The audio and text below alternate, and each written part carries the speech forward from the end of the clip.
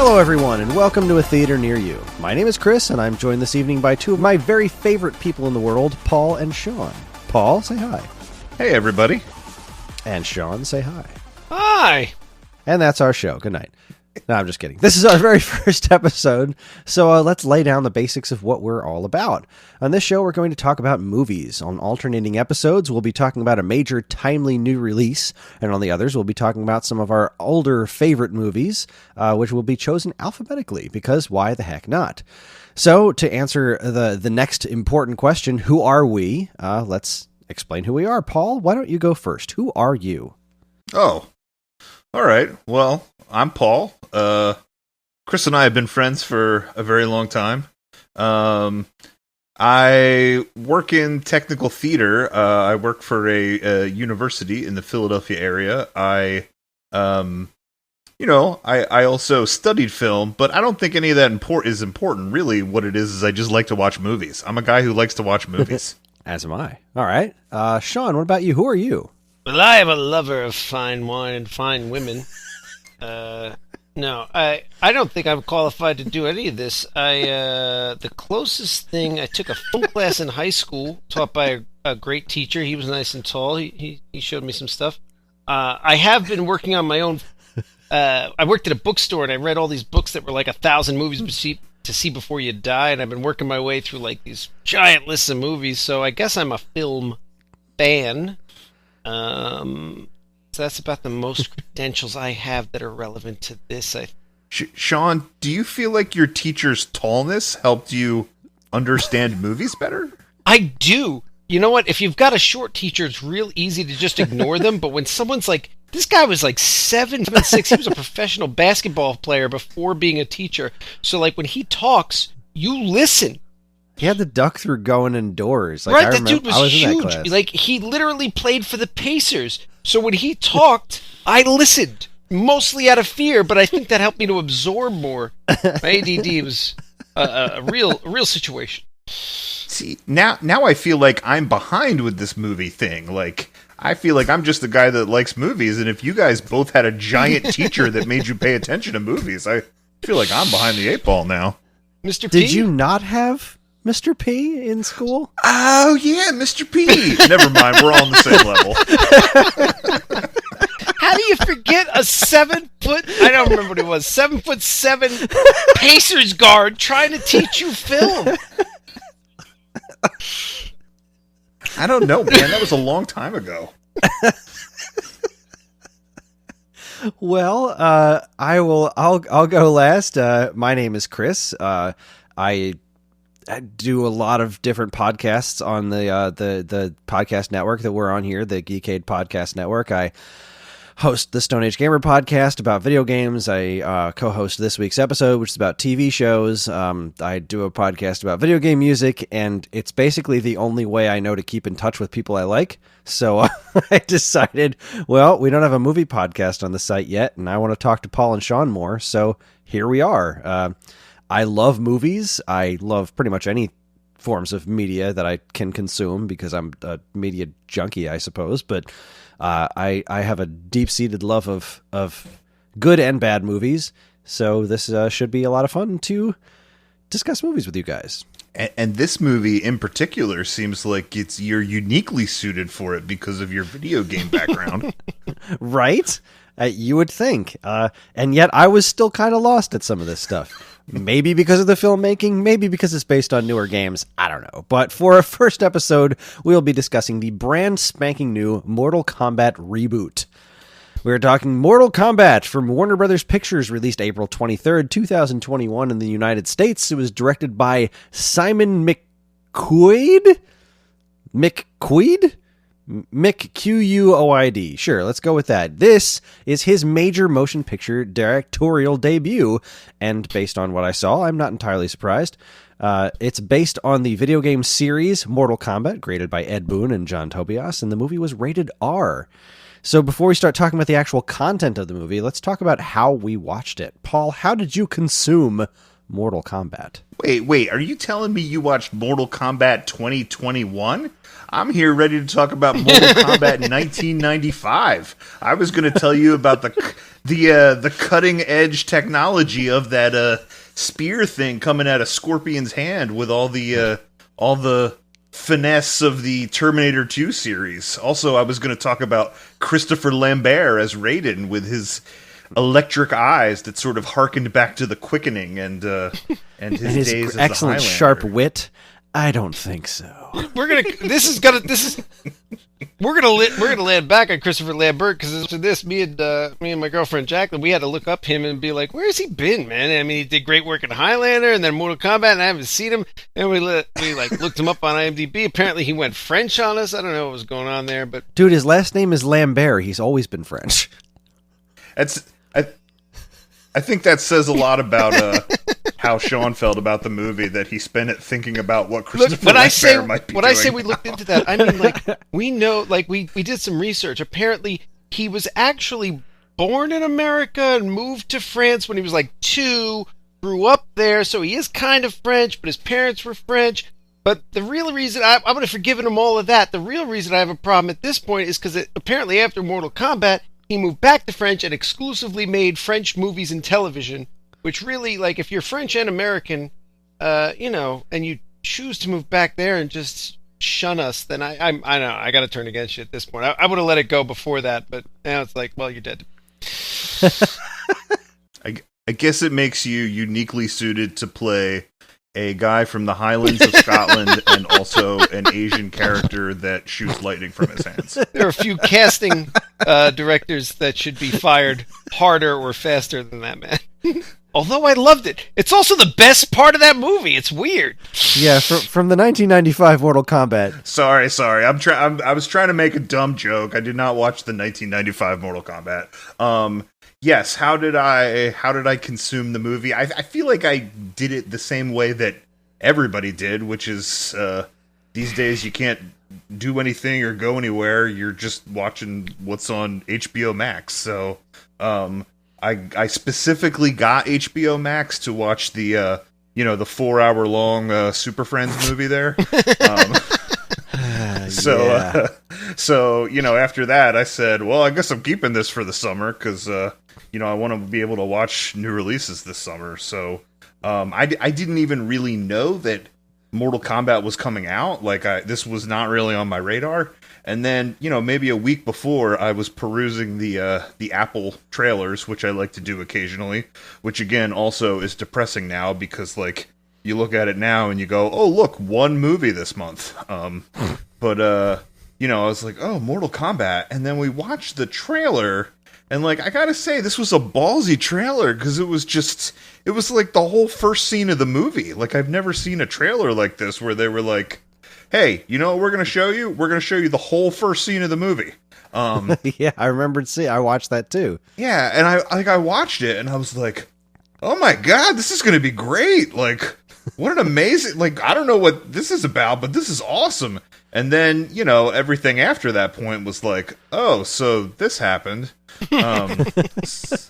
So yeah, we were sort of amped to watch Mortal Kombat, and I probably checked it out pretty late in the evening. But when it was over, I was like, I got a lot to talk about with Kris and Sean. And then I wanted to try to beef up for this podcast, so I wanted to try to watch the 1995 Mortal Kombat. Wasn't on HBO Max. Yeah. The other one, what's it called? Annihilation or something? Mm-hmm. Yeah. Yeah. Sequel. Yeah, I watched like maybe half of that while I was trying to fall asleep last night, and honestly, God. I think it was a more enjoyable experience because it in no way took itself seriously. It was just like, oh, remember all that stuff that happened? Well, we're gonna fight people again. Go. So Annihilation is so freaking bad. That movie's ugh. There's a point in that movie where Sub-Zero shows up and he's like, wait, didn't we kill you? Like, no, I'm other Sub-Zero, all right? I'm going to make a bridge out of ice. Then Scorpion shows up, and they fight for like 30 years or something, and then he teleports away with Katana, and he goes, suckers! Like Precious Roy from Syphil and Alley. and then Sub-Zero's like, yo, you're not ready to do this. Let's go this way. And then they go that way, and then you never see Sub-Zero and Scorpion again for the rest of the movie. They're just gone. It sounds about as cohesive as what we watched on HBO Max anyway. So Yes, we'll get to that. Let's see. I watched it. So I watched this on Sunday night, and I went to watch it on Saturday night, and I said to my wife Karen, I said, "So I'm doing this podcast, and we need to watch Mortal Kombat. Would you like to watch it with me?" And she said, "No, I have no interest in seeing that movie. So here's my counteroffer. Sunday night is the Oscars, and I know you don't care about watching the Oscars." And I said, "You're absolutely right. I don't care about watching the Oscars." So I watched this downstairs in my basement, which was not previously set up too well for watching movies, but I recently moved my PlayStation 4 down into my basement and connected it to my 10-year-old plasma TV, because I'm still rocking a plasma from 10 years ago. And I downloaded the HBO Max app, or HBO Now, or HBO, what is it? HBO Max? I think Is that what I think it's HBO Go. Oh, I don't even know anymore. There's like 4 different HBO apps. Either way, I downloaded the current HBO app. HBO Guess. And I booted it up on my PlayStation 4. HBO OBH. I don't know. Why not? I didn't have any snacks. I watched it alone. I did have a glass of chocolate milk. And that was pretty much it. I watched it alone by myself. And then when it was over, I sat in silence for a moment, and it just kind of absorbed what I watched. And then I went upstairs, and I had a quick chat with Karen. And then she said something about some actress doing a butt dance or something on the Oscars. And I said, "All right, I'm out. I'm going to go upstairs and read comic books and go to sleep." And then I did. How about you, Sean? How did you watch the movie? So I started to watch it during the workday because COVID, and I got downtime. And I got like 2 minutes in, and my girlfriend walked out because she works in the bedroom and I work in the living room because, I don't know, it's COVID. And she was like, "Hey, I wanted to watch that." And I was like, "That can't be right. What you're saying can't be. You want to watch Mortal Kombat?" I didn't even think to ask her. And she was like, yeah, I think I liked the first one with Christopher Lambert. And that's when we started talking about Christopher Lambert.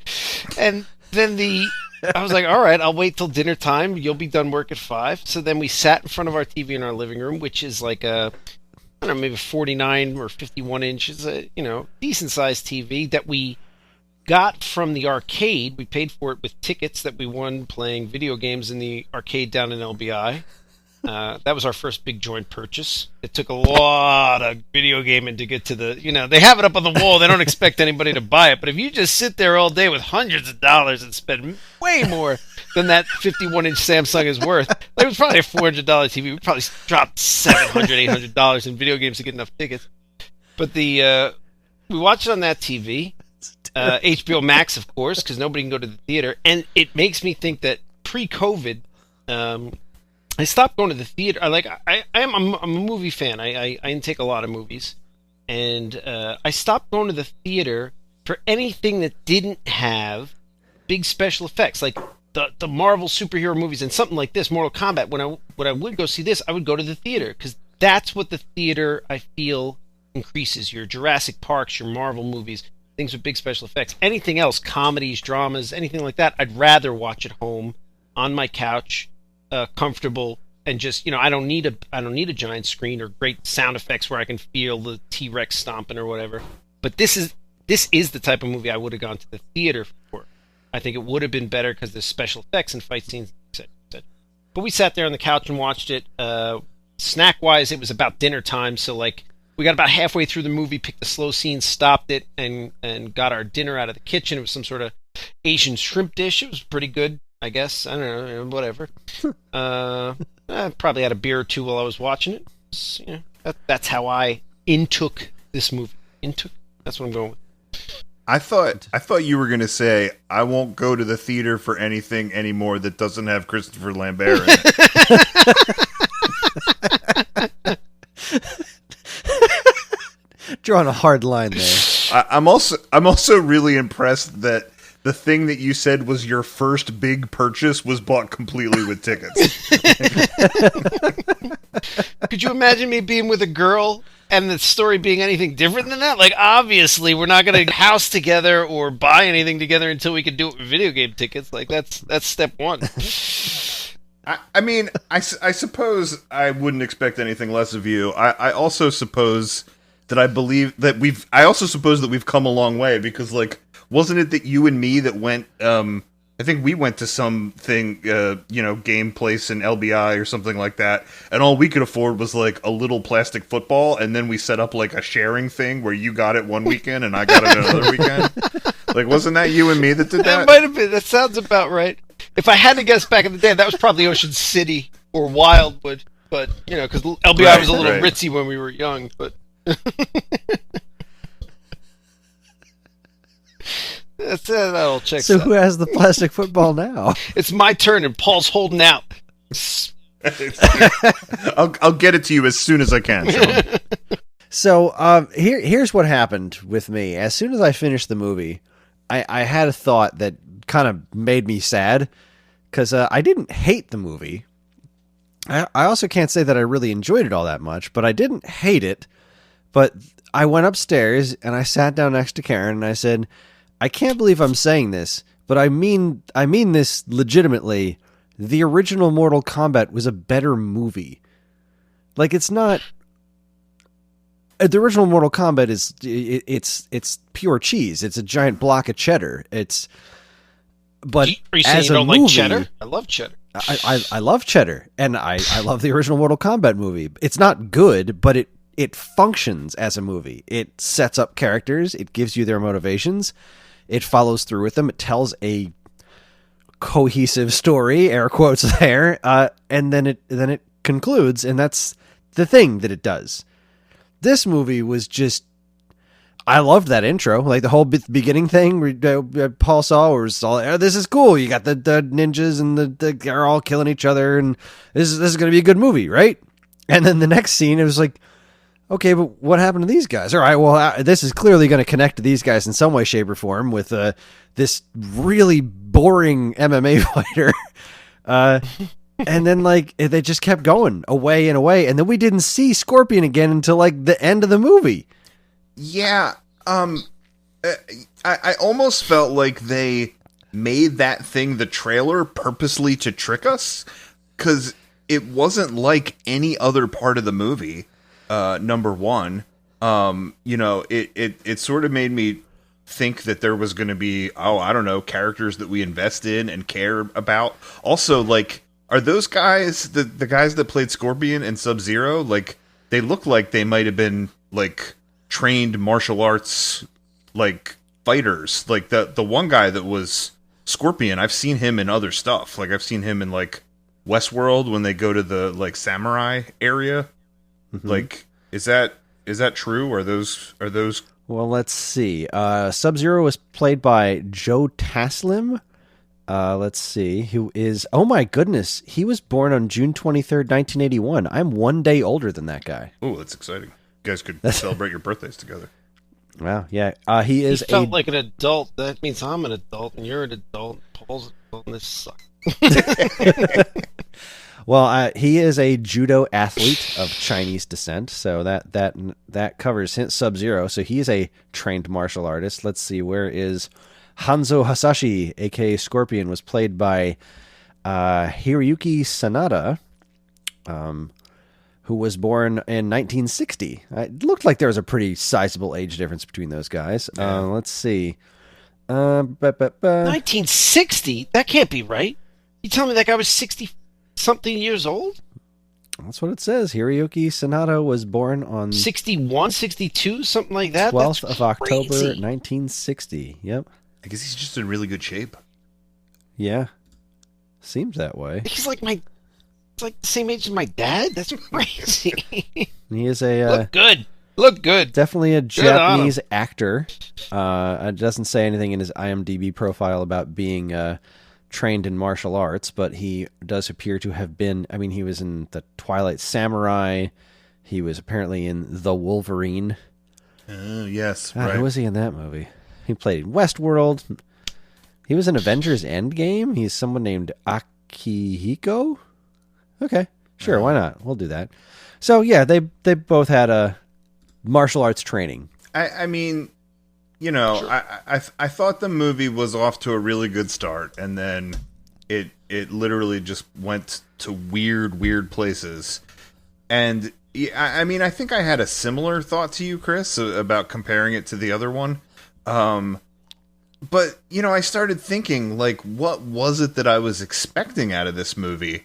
And then I was sort of left with the question, like, well, what's the plot of the video game? Like, was I expecting something out of this? Because there's a plot to the video game? I feel like the video game was just like, you pick a dude and then you fight another dude and somebody wins. Like, is there more to it than this? Like why? Pretty much the plot of the first movie, where there's a tournament, and if the Outworld wins enough times, then they get to rule Earth. And so they fight in a tournament. But then they didn't do that in this movie. They were like, we're gonna talk about the tournament a lot, but we're never gonna actually have a tournament. It's true, they didn't have a tournament. It was just these guys had to defeat these guys or the other. It wasn't in Mortal Kombat. It was just like had to knock them out so they didn't win. It's annoying when you watch a movie and you're like, why are the bad guys or the good guys being so stupid? Especially the bad guys, because usually when you're watching a movie, the bad guys have no morals. It's like, well, why are they being stupid about this? Well, right up to the end, I was like, well, now we're going to eventually get to Mortal Kombat, and there'll only be like one or two guys left alive, and they'll have to actually do it. And it didn't do that. But I did appreciate the fact that the bad guys were just like, fuck it, we're just going to go kill everybody before the contest even begins. And I'm like, that's what a bad guy would do. This makes way more sense. So, like, I really did appreciate the, screw the tournament, there's probably rules and stuff we got to follow. There's going to be like a referee. No. Let's just go kill them cheater style way ahead of time. Like, I don't know. I liked that. Well, they did that in the original movie, too. Right, yeah, they went after him. In the original movie, Shang Tsung sicked Scorpion and Sub-Zero on him, and Raiden was just like, no, you can't do this. I can, because I'm Lord Raiden. I'm the Thunder God. I will stop this from happening. And so they had a MacGuffin built in to make them do the tournament. So they and I can't believe I'm talking about the 1995 Mortal Kombat movie being more well thought out than this, because they were just like, no, we're just going to cheat this whole time. Like, yes, I appreciate that they want to cheat the whole time, but it doesn't make it for a more interesting movie, because now it's just like, well, now it's just the good guys are on the ropes the whole time, and I have not learned to care about these good guys nearly enough to care that they're on the ropes. Like that, what's his name? What was my friend Jared referred to him as Party City Colossus, because he had the armor that looked like a Party City costume of Colossus, which we'll get to that in a bit. I could not have cared less about him. He was like dead fish on the screen the whole time, and then we meet Sonya. You're speaking of our main character, Cole Young, is that right? Yes. Our main character, Cole Young, in the Mortal Kombat pantheon of video games where there's like 150 established characters to choose from, they decide to invent a new one for this movie and make it the main guy. Now hang on. I want to get into Cole Young. I have a lot of big feelings about Cole Young, okay? Okay. But before we move past this, I feel like you guys are not giving this its proper due, right? Because you have said that there's no rules to this, and that it's like, well, the bad guys just said, why don't we kill all the good guys and get it over with, and that it was just sort of a free-for-all. That's not accurate. There were rules to this, and I'm going to bring this back to Christopher Lambert, right?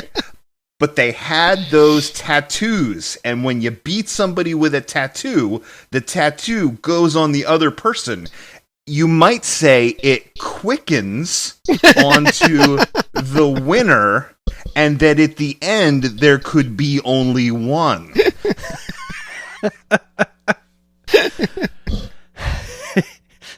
There were rules to Mortal Kombat.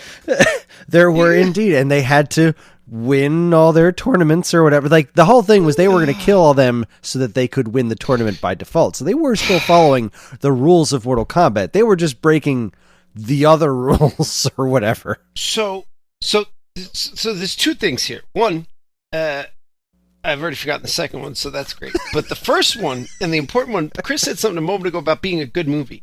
And I feel like if we do this on an ongoing basis, this podcast, if it actually works out, we're going to find that I'm the easiest going on movies. I want to be entertained. I am on board, right? Like, suspension of disbelief, man, you got to fight against me. I want to just lose sense of reality for an hour and a half and be entertained. I'm working with you, so you have to really screw this up. So when I'm watching a movie, I've got like, again, from reading all those books, and I made all these lists for myself, I've got like 25 lists of different types of movies. I kind of keep them in that category. So this is a video game movie, right? So when I'm sitting down to watch a video game movie, I am not expecting Shakespeare. Now, that is not a license to make a terrible movie. Don't get me wrong. And they didn't. But I don't think they made a terrible movie. Just gotta lay that down. I got through the whole thing. I didn't turn it off. So it wasn't terrible. If it's terrible, I turn it off. It's a video game movie. So I go into this. The example I usually use is Rampage. I watched Rampage with what's his name, The Rock. The Rock. And look, that was everything I wanted it to be. And anyone who didn't like that movie shouldn't have sat down to watch that movie. You were sitting down to watch a 1980s a movie based on a 1980s video game starring The Rock. If you thought you were going to get anything other than exactly what they put in front of me, you're an idiot. Like, they did exactly what was supposed to happen in this scenario. Again, it's not Shakespeare, it doesn't deserve an Oscar, but it was entertaining, and I don't know, it hit all the points. So my biggest problem, which gets us back to what Paul was just saying, or what Chris was about to bring us to, is the main character. I watched this whole movie, and I assumed, because my Mortal Kombat knowledge is not great. I played the first one a lot. The second one, I'll say a lot, not as much as the first one, but the second one a lot, and the third one a bit, and that's it. So when I watched this movie, I just kind of assumed that main character dude, who I didn't know, was a character from like Mortal Kombat 4 or 5 or 17, because I don't know how far they got, that I didn't know. So I just kind of gave the movie a pass on that. But when you're making a video game movie, especially when you have a cast of characters like Mortal Kombat has to choose from, the fact that you're now saying they made this character up, I'm appalled. It's like, why? You have this many characters to choose from, and you've made somebody up.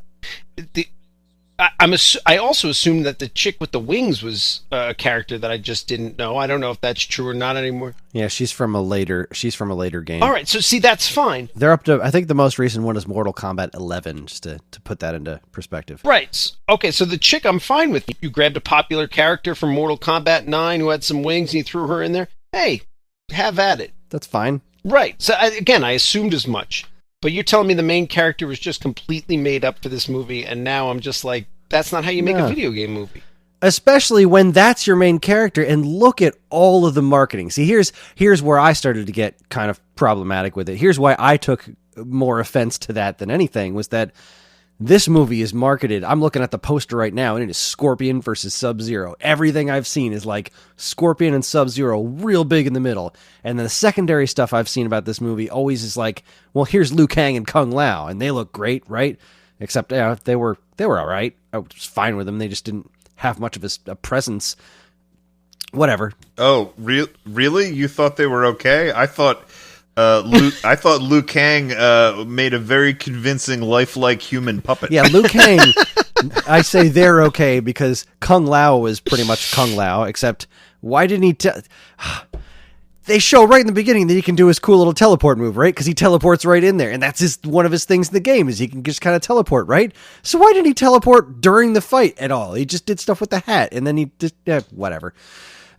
So wait, I need to go back and hit a couple points, but while we're here talking about Kung Lao and him teleporting, so I totally forgot that he could teleport, right? My knowledge of these games is similar to Sean's. I played the first one a lot at Jim Yamaguchi's house. Like he had the classic Sega, and we would all go over there and play that. I played the second one a lot, probably in the arcade. I don't think I played anything after the second one. yeah, I didn't know who a lot of those bad guys were. I was bummed that like my favorite bad guy wasn't in there, the dude with the teeth and the claws. Baraka. Yeah. Yeah.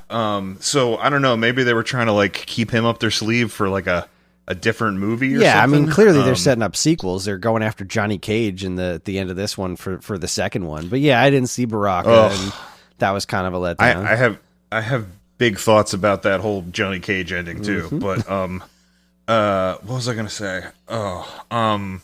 Yeah, no, getting back to Cole Young and what was the deal about Cole Young? Like, all right, so I agree with Chris, and maybe this is another reason why I was like subconsciously really annoyed about the start of the movie, because yeah, all the marketing stuff shows Sub-Zero and Scorpion, and like the way that first scene started, like made you think that was going to be real integral to the story, and like I guess it wasn't not integral to the story, but it wasn't. The rest of the movie did not follow in the footsteps of that first scene. Yeah.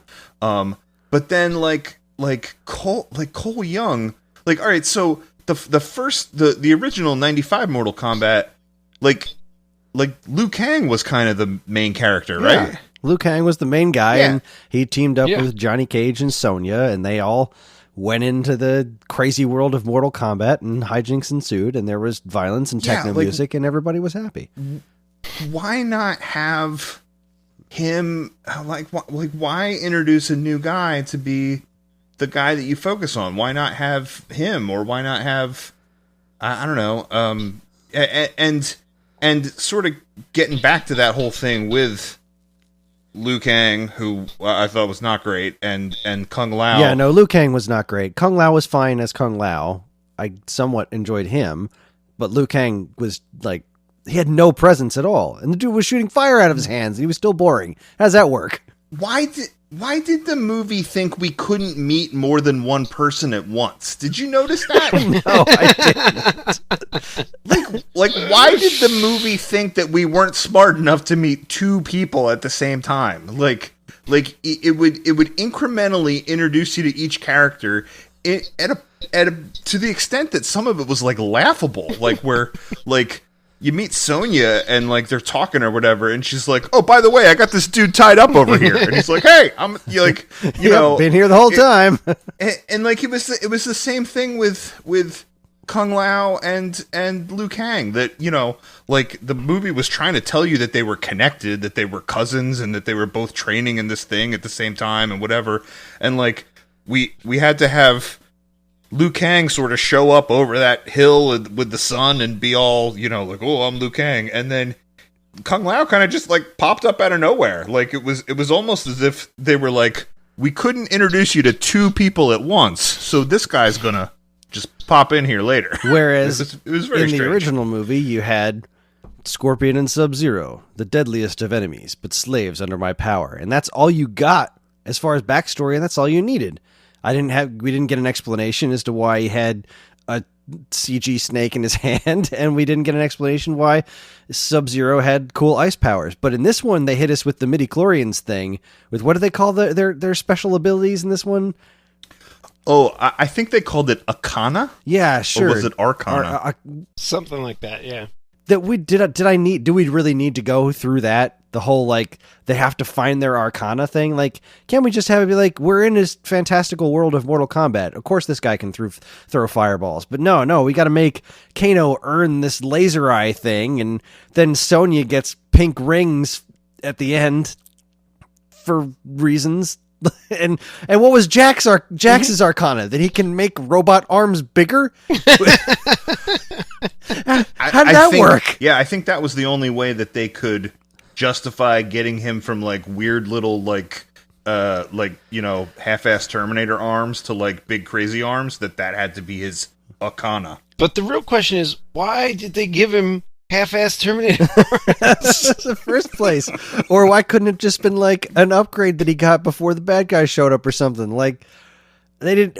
That doesn't make any sense to me. Like, all right, I'm not gonna say that every mutant power in X-Men makes sense, because it just doesn't. But at the end of the day, like, what would his Arcana have been if he didn't have wimpy robot arms? Like, would he have grown robot arms over his regular arms, or would his regular arms have gotten super beefy? Like, what would it have been? And you see, my problem with it isn't even that. My problem's on the other end. Like, whoever put those on him, those weird guys that work there, why did you develop robot arms that like get the sense from the brain but still suck? Like I just don't get it. Like you're doing this because he's got that symbol on him and you think he's going to be a fighter. You're telling me that you have technology far beyond what we have today, but they suck. Like it's just like it was instantly. It took signals from his brain and he could use the arm, but they were tiny and weak and little. Well, you made them tiny and weak and little. Just make them bigger, man. Or if the Arcana is just magic, right? If it's just a magic thing, like it makes you throw fireballs, or it makes you, makes you be able to throw a spinny hat, right? Like whatever it decides to be, that it's just kind of magic. Then why give him the wimpy robot arms at all? Like, I think they missed an opportunity with him. Like, they could have had him running around with stumps, being like, I still got to fight. I got the tattoo, and then he, like, I guess he would have to train and sort of, like, bang his head against things and get really good with kicks. And then he'd get his Arcana. So, yeah. So, here's a little off topic, but whatever. I'll transition like a freight truck. I don't care. Here we go. I felt the one thing watching it, I was thinking, I got to talk about this. I should probably try to take mental note of something or other. And I'm watching it. The only character I really liked 3/4 of the way through was Kano. And like in my head, I was like, I'm not supposed to like Kano. He was a bad guy in the video game. I'm pretty sure he's going to turn on these people, just based on my foreknowledge. But like, he was the only one they fleshed out to a degree that I was kind of on board with. I was like, I like this guy. He's pretty good. I agree. He was very entertaining to watch. He was entertaining to watch, and you liked him. I mean, he was gruff and he was a dick, but he was a likable dick, And then like he was the bad guy, which you saw coming. But it was like I didn't care about the good guys that much. It wasn't a terrible movie. I got to the end of the terrible movie, I turned it off. But yeah, I don't know. I feel like the writers worked real hard on his dialogue, or maybe he was a better actor because a couple of the other characters came off flat. I don't know which was. I think it was a combination of the two. He had more to work with, and he was just out there chewing the scenery, and that was kind of the thing. Like nobody else. It seemed like everyone who was playing these other characters really wanted to take it very, very, very, very seriously, and it just didn't really work. It was trying to be too serious, but the director couldn't connect the dots. Like it reminded me of the later Harry Potter movies, where it's like, we have this checklist of scenes we're going to do, and then we're going to worry about connecting them later. But then they never worried about connecting them later. They just kind of put them next to each other, assuming that we're going to like follow the story. But there were so many jump cuts to like Outworld, and they were like, well, they'd all walked over and talked to Shang Tsung again. Well, what did that have to do with the previous scene? Like, where's the connective tissue? And it kept bringing me right out of it. And I'm not trying to overanalyze things. Like, I get the point that you were making before. This is a video game movie, and I want certain things to happen, but it was like they wanted to try to transcend beyond just being video game movie and do a bunch of really cool stuff, but they didn't make an entertaining enough movie, like a cohesive enough movie in the meantime.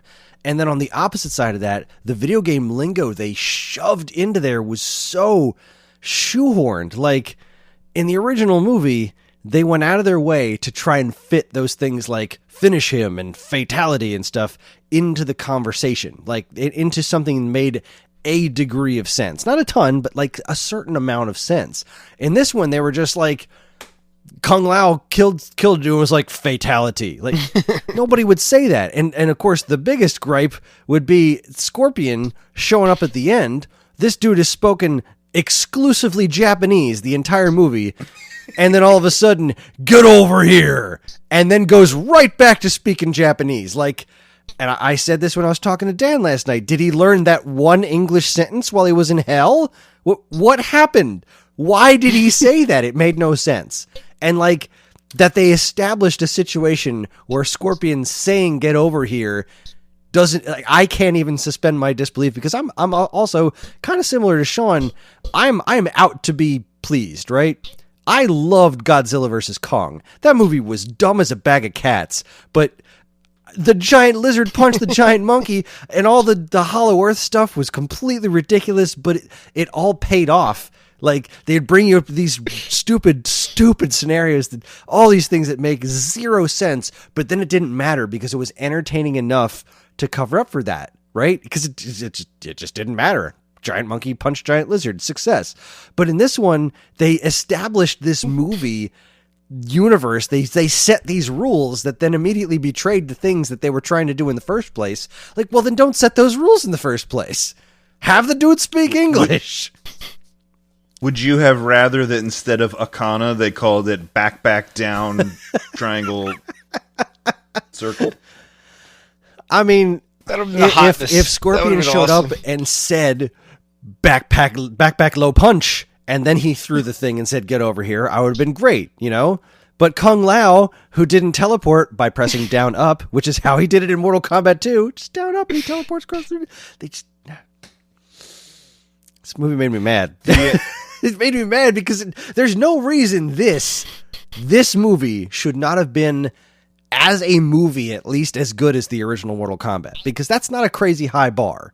The movie's not high art, but it is a very entertaining, stupid movie. And this was a fine movie.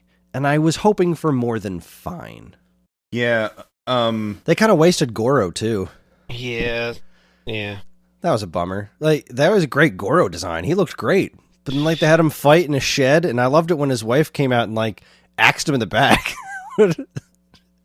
That made me pretty happy. Like, he's choking him out and whatever, and she's like, all right, screw this. Grabs an axe and just stabs him in the back. Like, okay, that was pretty cool. They had a couple of the cool fatalities and stuff in there, right? Like when Kung Lao saw-bladed the Bat Lady in half. That was pretty awesome. But... Oh, that was ridiculous. Like, his hat just turned into a table saw. And that's what I'm here for. Right. That's Mortal Kombat. Right. No, that was great. Yeah. Well, if we can get back to Kano for a second, because it did kind of seem like he was in a different movie than everybody else. A good one. So, like... Well, yeah, I know, right? He was in the movie I wanted to see. I have two sort of thoughts about this. So, I mean, number one, yeah, I thought Kano was like the sleeper hit of the movie, right? Like, some things he said that I really enjoyed. Thank you for flying Air Kano. I know you had fuck all choices. I like that he talked about shoving the sombrero up the guy's ass. I think he said something like, your power is you have a hubcap as a helmet. I mean, he had some really great lines when it came to Kung Lao, or Kung Pao, as he called him. I mean, I think even, like, before he got his Akana, he had some line where he, like, told everybody to suck his balls. Like, I mean, he was, I think he was kind of the funniest part of the movie.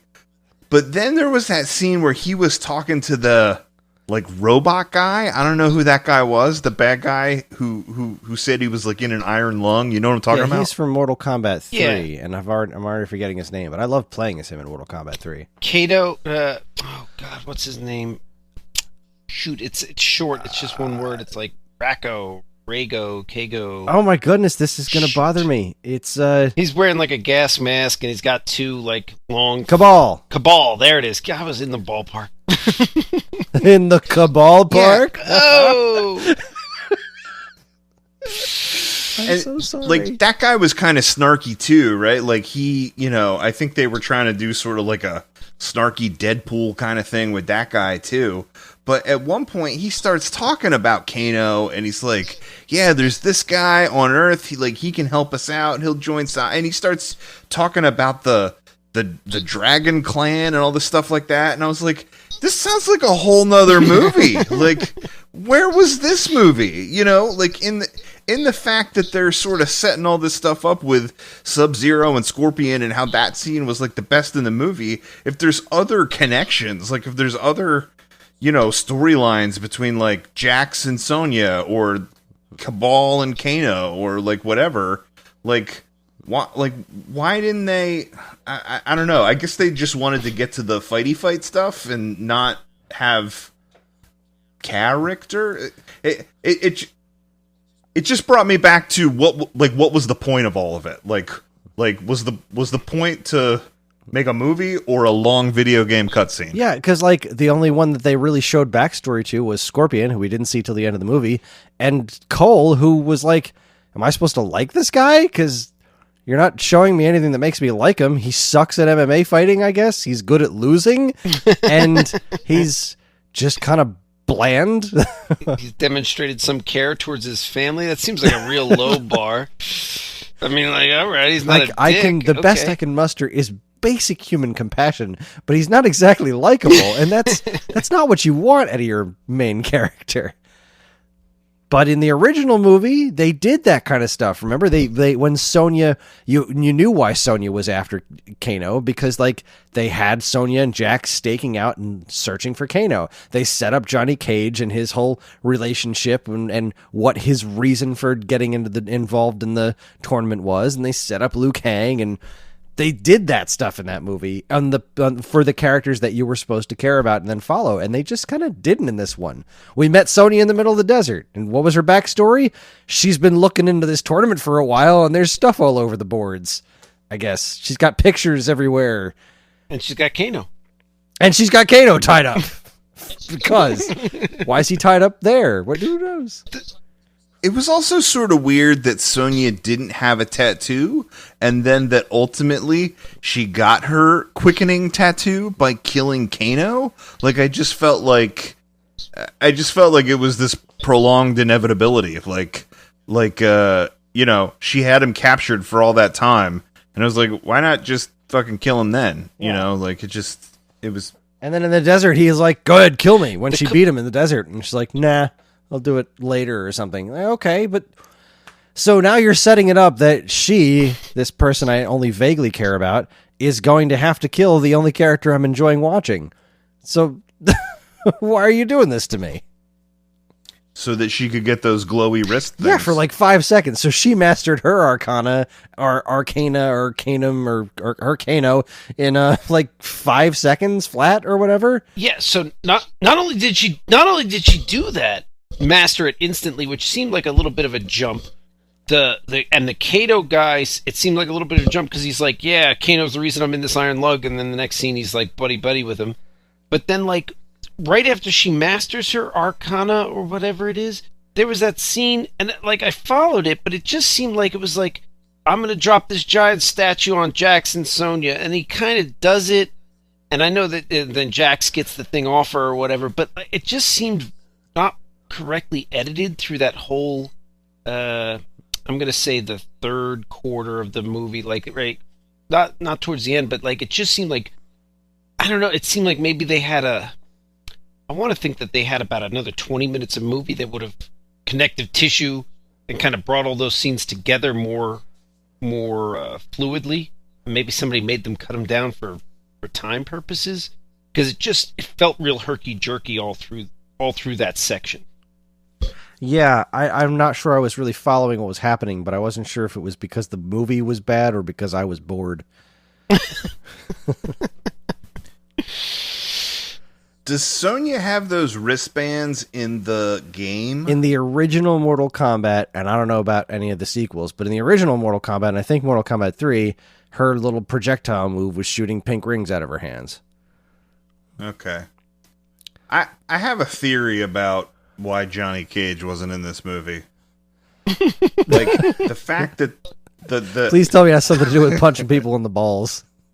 Yeah, I mean, pretty much. The fact that this Arcana thing was such a big plot point, the fact that, they needed to train, and then, they sort of had to discover it, Kano had to, get angry, and then he shot a laser beam out of his eye, and he's like, I could shoot laser beams out of my eye. Like, the fact that most of those hero characters had these moments where something happened, and then they had to do something heroic that they got their Arcana, I think they just couldn't really justify that Johnny Cage's was dipping down and punching in the dick. Well, Johnny Cage's was the shadow kick.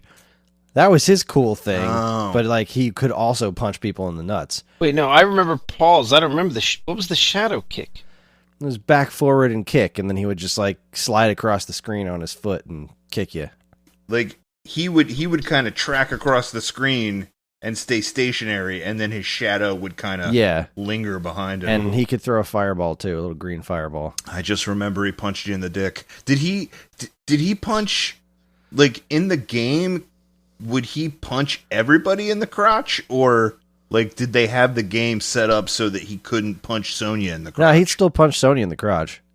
I mean, you're still getting punched in the crotch. It probably wouldn't hurt the same way, but still, she's still being punched in the crotch, so it's still getting punched, I guess. But yeah. I just didn't know if it was kind of like, if it was just simple animation where he's got this move and he punches everybody like that, or if the game was like, if the game was gender cognizant, set up in a way, cognizant, like, essentially to say, like, we'll rip your spinal column out of your neck, but we can't touch people's vaginas. Well, let's see. I just found a YouTube video called Evolution of Johnny Cage's Nut Punch, 1992 to 2019. So I'll keep this on in the background and see if we can get to him punching Sonya in the crotch. But I feel like I remember it just being, they're just going to go through every character here. So here's Arya's punching Sonya. Oh, yeah, look at that. You can't punch Sonya in the crotch. He gets down and doesn't throw the punch. So everybody's got an... Really? Yeah, he just gets down and he won't throw the punch. So you can do the move and it'll go into the split, but he won't throw the punch. Oh, look at that. I learned something new today. Yeah, it's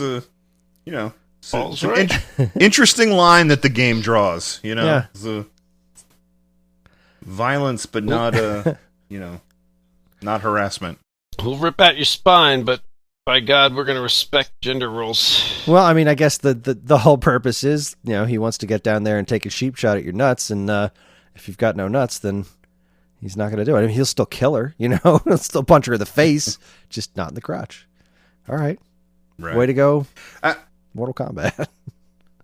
I mean, also sort of like talking about the way that the game was, cognizant of things, right? That like that they, because that early game was, I feel like it was just so simple, right? It was like, all right, this guy fights that guy, and they do these certain things. I mean, now games are like way more nuanced, but it also made me wonder, like we watched this whole movie where we were supposed to invest in the story between these characters, specifically like Sub-Zero and Scorpion, that it's this ancient grudge, and that one guy killed the other guy's family, and it's that they're sort of like two sides of the same coin or whatever. Like, is it conceivable with that early game that it was just like they made one guy and then they didn't want to animate another guy, so they just colored him yellow? Well, that is exactly, they were palette swap characters. There was the same actor who just did different moves, and they colored him differently in post production.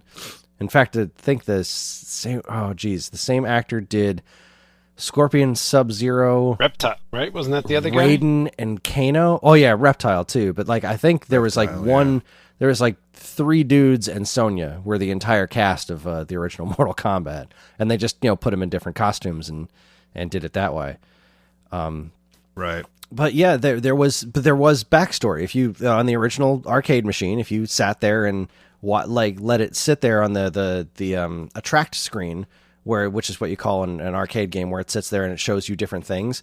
Every single character would have a little bio, and there was a basic story that Scorpion and Sub-Zero were from rival clans and wanted to kill each other, and why Sonya was out to fight Shang Tsung, and who Goro is and stuff. All that information was in the game, and there was a degree of mythology built into all the background in the games. Like, there would be these guards in weird outfits in the backgrounds, or there's the hero shrine and the pit, and the environment itself was part of the charm of the game, besides just the over-the-top violence and the nifty character designs. And that's what you take to make a movie out of, I think that was a mistake for this movie. I think if the game had just been pick a dude and fight, then we could have like made some more better choices with this movie. Instead it was like, we have to stick to the mythology of the video game, which is just fucking pick a dude and fight. Well, that's the thing. If they had just stuck to the mythology of the video game, it would have been better. But what the mistake they made was, we have to take the mythology of the video game and flesh it out better. And by the time they got to Mortal Kombat 11, obviously it's complete and total insanity and it's nonsense, but there's a through line. There's a stupid Hollywood movie baked right in there. All you had to do was that. Just take what's in the game and film it. Like, that's all they needed to do by the time they got to like Mortal Kombat 11 or whatever they're on right now. Just take this basic story, fill it with fight scenes, and go from there. They didn't need to add all this extra nuance and stuff to it, because it seemed like the movie was stepping over itself constantly to try to make it seem like this stuff had more gravity than it needed to have. Yellow ninja fight blue ninja. That's awesome. Dude can shoot ice. Dude has roped spear. Yay. This guy shoots fireballs. Awesome. Just do that. You don't need to go any further than that. Yeah. No, I all the Marvel stuff, the Marvel movies and the Netflix stuff especially, I feel like the thing that they did right is exactly what you just said. They were like, there's like 60 years of story here. If we just, kind of comb our way through it and just do what's already here, it should be fine. And that's what they've done. They were like, we don't have to make stuff up. We don't have to add to the mythology. We'll just go grab some of the fan favorites. Like, if you look at the Daredevil Netflix series, that's what they did. They were like, we'll do like his origin story in the Frank Miller run in the 80s, and then it's like, yeah, you took all the highlights of the last 60 years of storytelling and you just threw it up on the screen. Done. You don't even need a writer. It's already written. The Mortal Kombat probably should have done the same thing. There is a whole story. I knew there was a mythos. I knew I didn't know the mythos. I know that I only had the vaguest idea of the mythos from the first 2 to 3 games, and that there's been a bunch more. So I did go in there with a little bit of leeway for him. Again, I assumed that main character was somebody, and I assumed the wing chick was somebody, and there was 1 or 2 others I didn't know. It was like, that's probably somebody. I knew about Outworld. I knew about, the basic gist of it. So I think I gave the movie a little bit more leeway when I was watching it than it deserved, because I was like, look, you should be placating to your fan base. You're making a Mortal Kombat movie. First and foremost, you should make the Mortal Kombat fans happy. If you can make a movie that's so good that you're also making the people who don't know about Mortal Kombat happy, then you've done that's A+. Good job. But it seems like they got away from it. They fleshed it out in areas that they didn't need, and then they made up a bunch of stuff. And the main character, come on. And the only way in my mind that you could even remotely justify making up the main character when you have this stable is if tomorrow Mortal Kombat 12 was coming out and that guy was the main character. That is the only way you can justify that to me. If Mortal Kombat 12 is coming out tomorrow and that dude, I can't even remember his name now, dude with the armor chest and who's got seems like a lot of stuff going on there. I mean, I know some other people have got fireballs and laser eyes, but it seems like he's not only got, half-ass Colossus, but he's also got blades on tonfas, which is a weird weapon, and he's just manifesting them. It looked to me like he was made out of noodles and his chest glowed. Oh, right, that was the other thing. It seemed like he was absorbing and redirecting, like, what's his name? Who does that? Is that Bishop. Bishop, thank you. Yeah, so he had a lot going on, and again, I really just assumed it was a character I didn't know. They didn't really capitalize on that, though. I kept expecting him to do something cool. Like, when they said, "Do your uppercut," and then he did the uppercut, I was expecting to be like a really big deal, but then it was just an uppercut. All right, and then he got hit again. What the hell? Yeah, I think the only good stuff about this movie was Kano, and I think the other good thing was that scene where they're training and they just keep tripping each other over and over again, and then the one guy jumps, but he jumps too early, and then he gets tripped. Like that was like, I'm pretty sure that was Kano. Yeah, that was learning to play Mortal Kombat 101. It was nice that they had that scene, and I think beyond that, it was what it was. Yeah, I mean, Raiden was weak sauce. Shang Tsung was that guy had nothing on the original Shang Tsung in the movie. That guy was just oozed charisma, and this guy was just like, kind of there. And again, I was fine with it the entire time I was watching it, but I have no interest in ever watching this again. Like, it reminded me a little bit of the, did you guys happen to see the Monster Hunter movie that came out? No. So there's another game series called Monster Hunter, and Right. they made a movie out of Monster Hunter, and it did a bigger movie sin than Mortal Kombat did, where, you know, they take something that's like, all right, here's this property, we're going to license this property, and it's got this whole fantastic world in it, but we need to ground this in our reality, so we're going to make it so, like, what if the Monster Hunter world met the real world, like they did with that Smurfs movie, right? We're going to make a live action Smurfs movie. It's going to be about Smurfs, but it's actually going to be about Smurfs in our world. Like, I hate it when movies do that. Like, you've got a property, just go with it. Go with that. Do that. That's why that property exists in the first place, that people want to see a movie of. So just do that.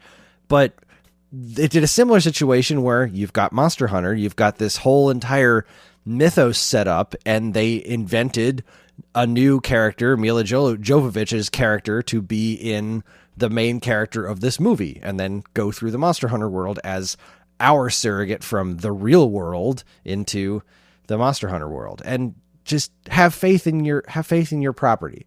Have faith in the fact that people want to see a Mortal Kombat movie, and use the established characters.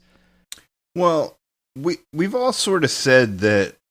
What did we expect from this? You know, like we all kind of went into this saying, well, it's Mortal Kombat. Like, are they really going to make high art?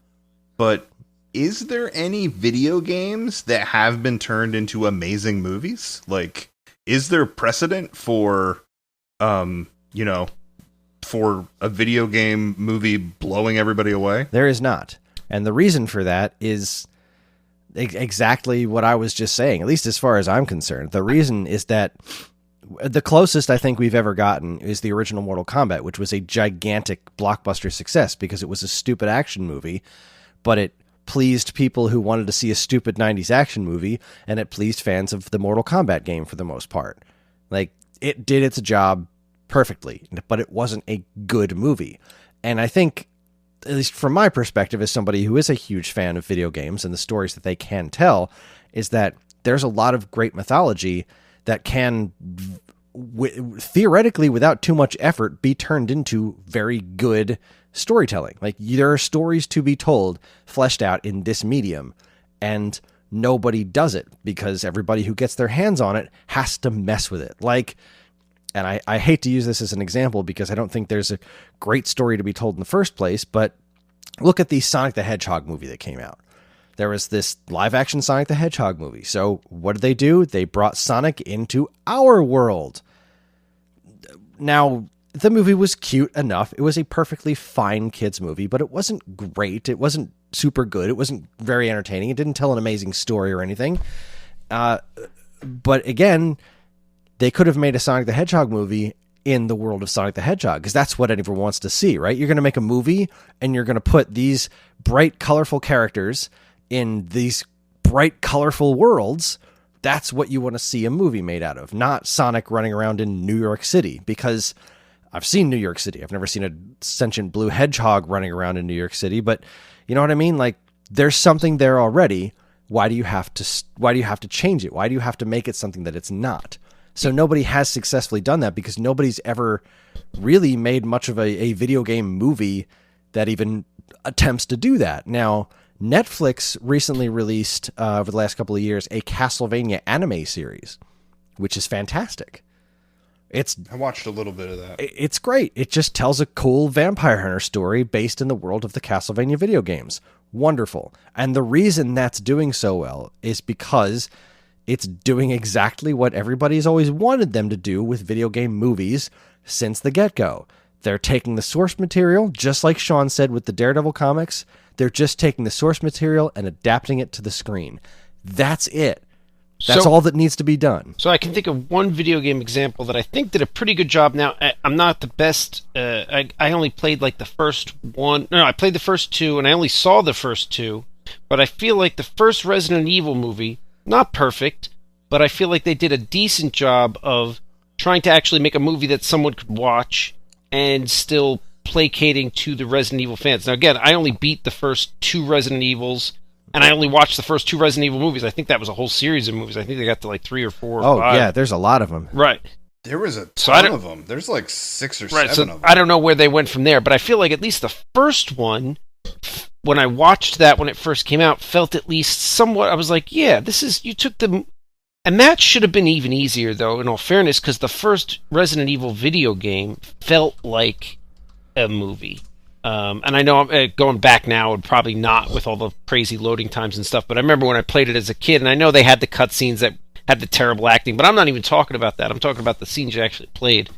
That and the Silent Hill, and I think there was a Silent Hill movie that I vaguely remember watching that was just kind of somehow missed the mark. It was like they captured the feel of the game, but somehow missed something else about it. I'm not exactly sure what. I remember not loving it as much, but I think the first Resident Evil movie kind of did what we're talking about in that, like, it hit all the check boxes, which Mortal Kombat did. Somebody said fatality, somebody said come over here, but it did it in such a way that you weren't like you're forcing this on me. Like you got to make a movie that does this. You can't just do this. It's got to be both.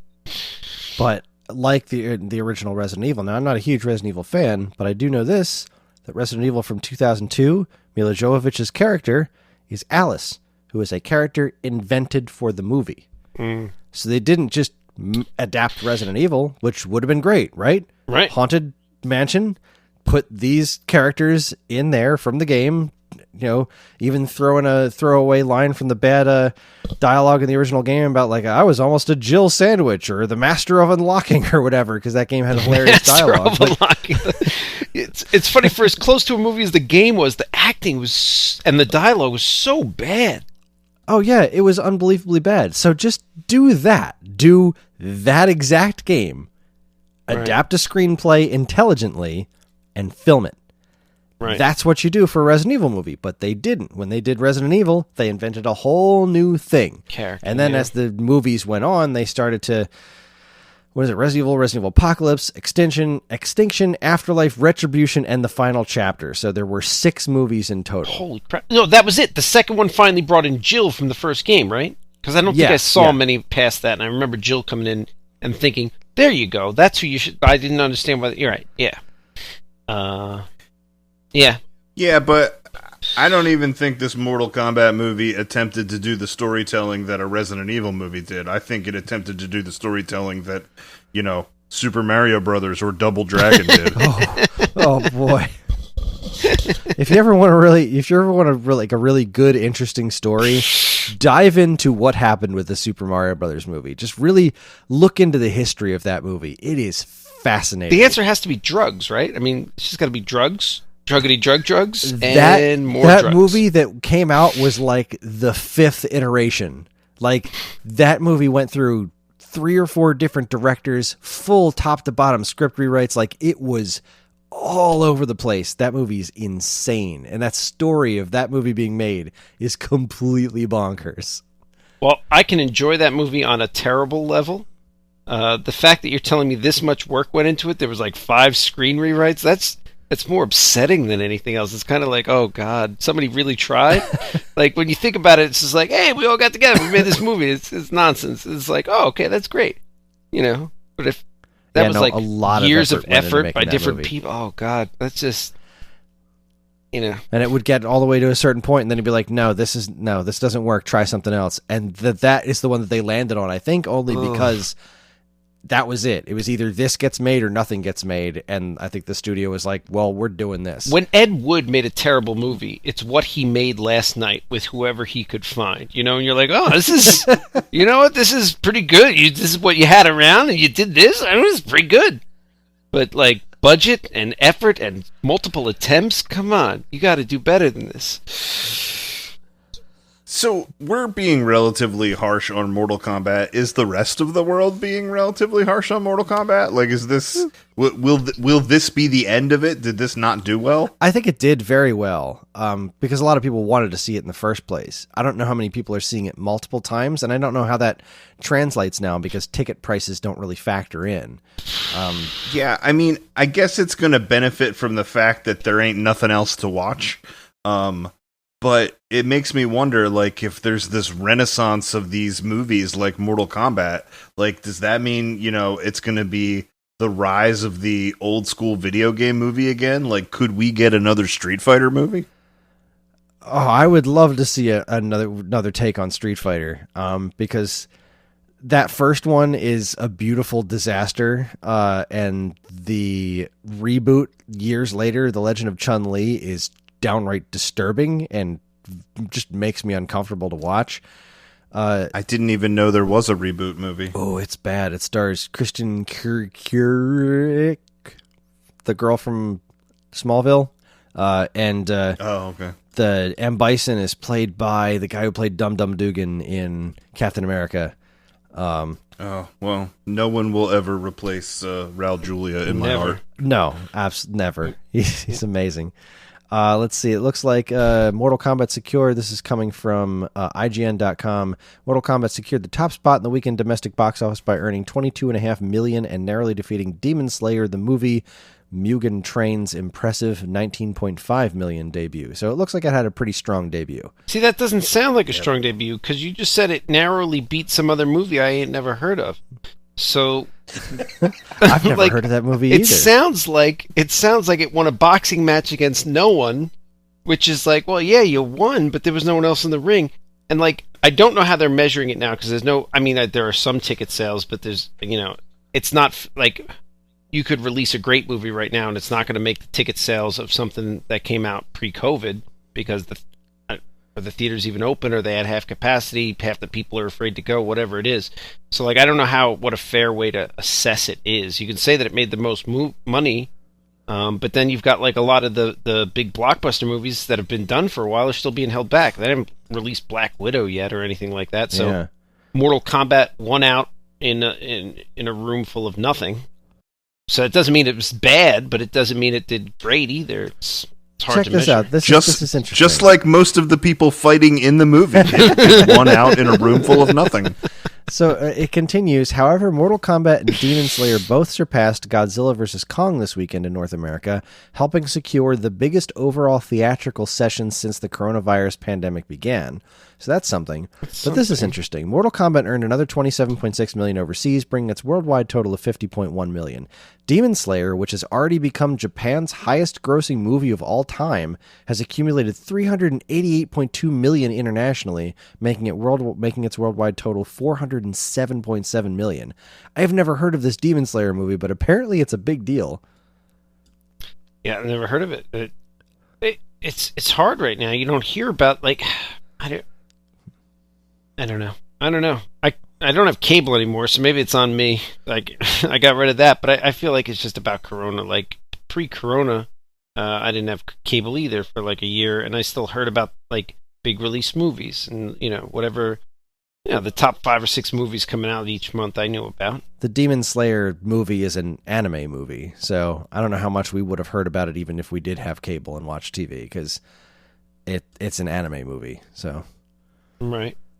Yeah, I feel like all the big studios are holding back their big releases until we can all go to theaters again. Yeah, right, because they want their this. If they release Black Widow and it's the first Marvel movie to not crack the top 20, they're going to be sad about it or whatever. Mm-hmm. But like, so yeah, Mortal Kombat.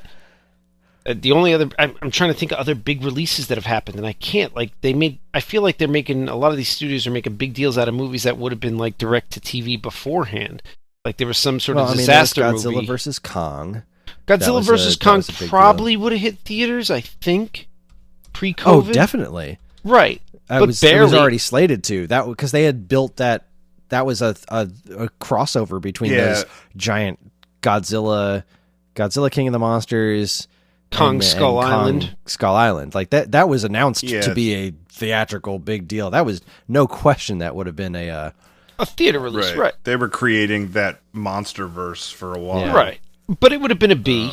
It wouldn't have been the I don't think it would have been the box office destroyer or anything. It would have gone there. I would have gone seen it. I would have given them my $10 or whatever, but I don't think it would have considering the performance of the last 3 in that franchise, I think that was I think that's pretty safe to say that would have been a pretty big deal.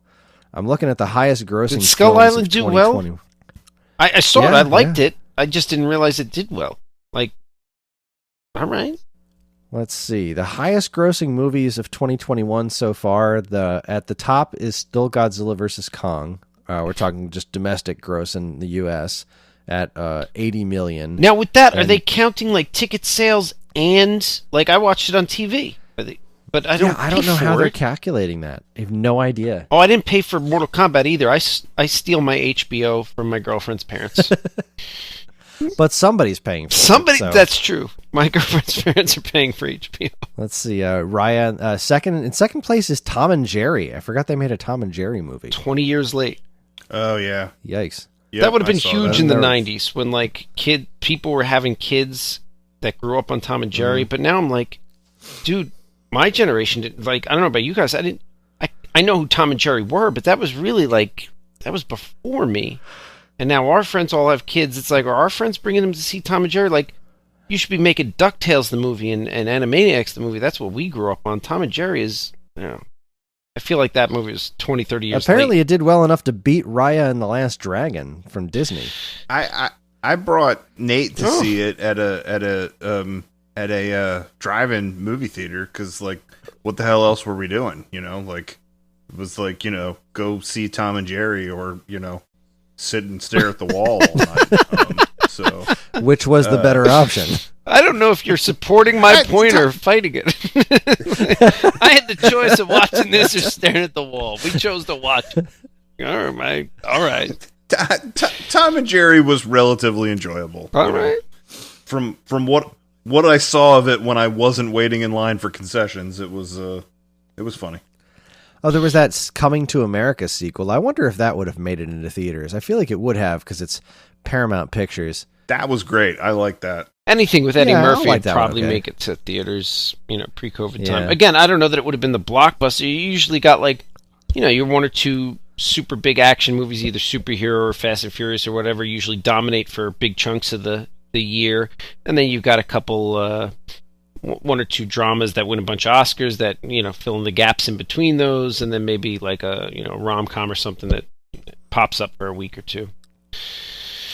But I'm looking at what's on the horizon here, and I'm not seeing a lot. Not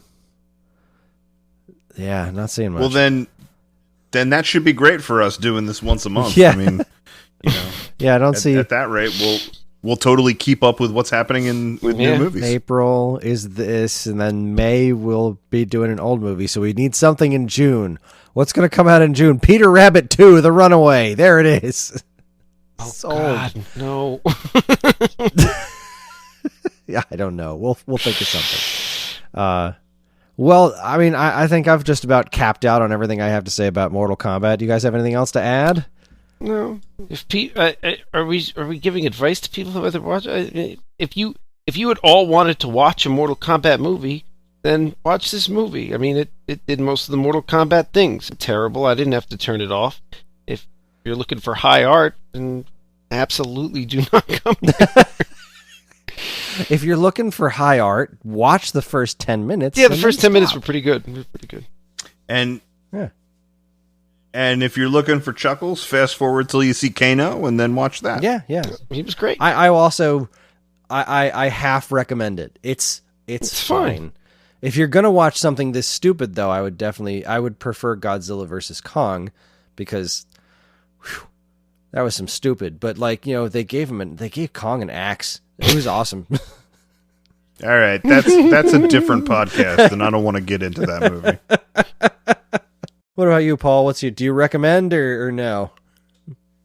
No. I'm gonna say if you have to choose between this and anything else, watch something you know is gonna be good. I think that this was a waste of time.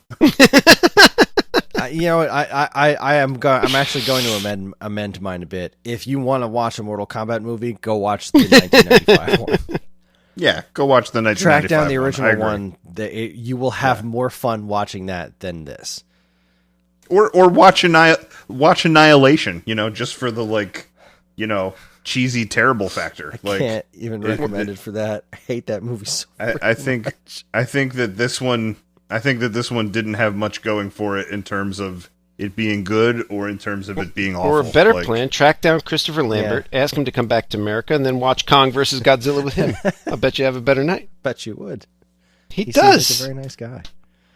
There can be but only if he comes back from France. All right, everybody. That's going to be our show. I think it's time to wrap things up, and it's time to decide what our next film is going to be. So we're going to go into the back catalog, and we're going to start with the letter A. I feel like we all have the same vote here, but let's give it a shot anyway. Because I guess we have to decide on this, and then if we wind up getting listeners in the future, we can poll them. But right now, there's nobody else to ask but us. So, geez, you guys, I'm sort of glad that we have this thing set up of doing it alphabetically, because for me, if we were just coming up with this organically, we have come full circle with Christopher Lambert. I think it would be time to dive into Highlander. But if we got to start with A, then let's start with A. So, Paul, what's your vote for a movie that starts with A? I think if we're going A, I got to go all the way with A and go A-Team. Sean? So we briefly mentioned this earlier, and I would love to rewatch that movie because I enjoyed the hell out of it. So I will probably just back up that. But if we're just looking for something else to vote for, the only other A movie I can think of off the top of my head is Atomic Monster, the 1959 classic that I don't think we should watch because I'm the only one who's going to enjoy that, I think. I'm also going to vote A-Team. My wife and I just watched that movie like a couple of weeks ago because I love that movie. It's a great movie. So, all right. 3 votes for A-Team. We'll kind of iron out some of the lumps here. Like, are we all going to vote on the show, or are we going to take turns picking movies? I don't know. Right now, we all want to watch A-Team, so that's going to be our next episode, focusing on the wonderful masterpiece that is the A-Team, starring Liam Neeson and Rocket Raccoon. And either way, people. Well, I like the idea of us voting on this. So next time, let's not tell each other our picks. Yes. Like when it's time for B, keep it to yourself. Hold on to your card. Don't show anybody your hand. But I think I do like my only because I have a great one for B. But I think my rule about if it's an alliteration, I think you win tie-breaking authority. This isn't categories. How do you know it's not categories? I got such a good alliteration one for B. Man, I'm excited.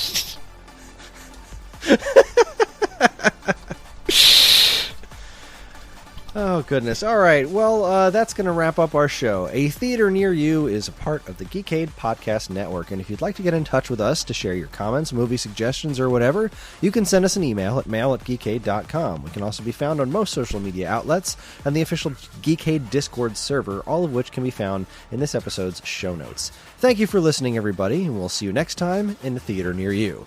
I'm Chris. Oh, I'm Paul. Thanks for listening. It's been a wonderful night, and don't forget to thank your parents.